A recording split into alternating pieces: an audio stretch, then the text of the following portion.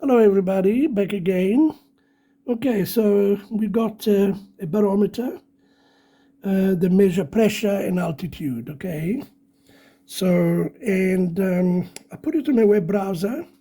I've got an old phone here, and there it is, refresh rate.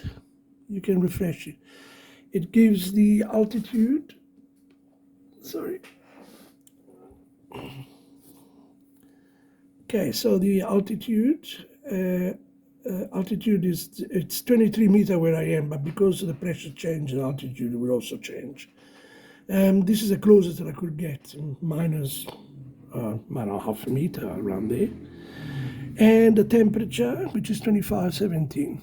Okay, so this one, you can read it from anywhere you are on a cellular phone. You just read and refresh the temperature, whatever you know, of your fridge or your house, whatever. It's not an IoT, this one, but it's a web browser driven with the IP address. So there we are, and it's an MP. It's a MPB 280. BMP280, okay. So get this one. Right. And here's the code. The code. I've changed the altitude. Here is where you change it according to your altitude. In my case, it's 23 meters above the sea level. So this is the closest that I can get, right? So, yeah, and here's all the code. You will need to, okay, this, I'm using a SPI, obviously, because you can see, can also be used as I2C. Okay, but you can see the pins here, that it's SPI. Okay, so, and I think that the best way to use it, but you can also use it as I2C with SDA and SEL. Okay, but I prefer it because it's actually full SPI, so it's probably, for me, it's better. As an interface, serial peripheral interface. There we are, SPI. Good. So this is pretty simple. And let's go back again to, there we are.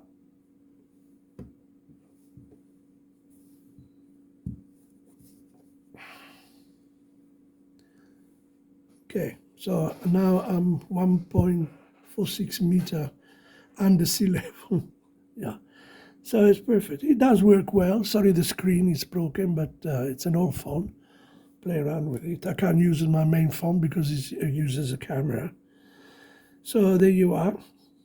Okay, so temperature, pressure, and altitude. And you know, there is a lot of things you can do with the screen. You can put colors and so on. Practically, yeah, I think it's a good idea to use a screen like that as well. But yeah, okay, so, and this is it's a ESP8266 WeMos. Okay, going back to the code, there's a bit of this is the IP address that you put on the web browser. You can put it on a cellular phone, obviously, and then you access information. So there we are. You need to upload to include your libraries here. Okay, I've used a secret. I put it here, secret. It's got my username and password. Okay, so I double quote these two.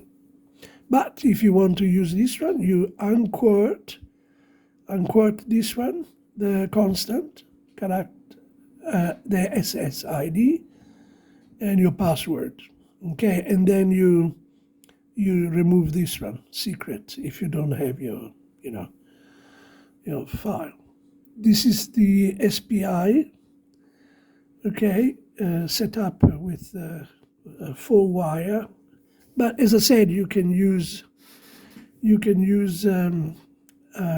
I2C 2 wires. Yeah, I think you use MOSI, okay, and SCK, which is the clock, data clock.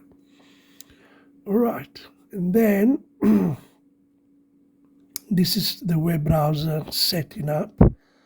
The color gray. You can change different colors if you want. And this is all the, the reading of the pressures and altitude and so on. Okay. And then here's the codes. All right. It's going to display the temperature on the website. All right. I will post the code on your tube browser. And there we are. So, perfect. So there is not really much to explain, but the fact that it works, it can be, you can pick it up on your computer, or you can, the best is fun to use a cellular phone with the constant changes. It updates itself every 5 seconds, and you can see that it's changing. Okay. So, as the pressure change, the temperature change, at the same time, the altitude change in meters. Okay, and you can refresh it if you want at the same time. Okay, guys, thank you very much. I hope you enjoyed this one, and please give me a thumbs up if you like it.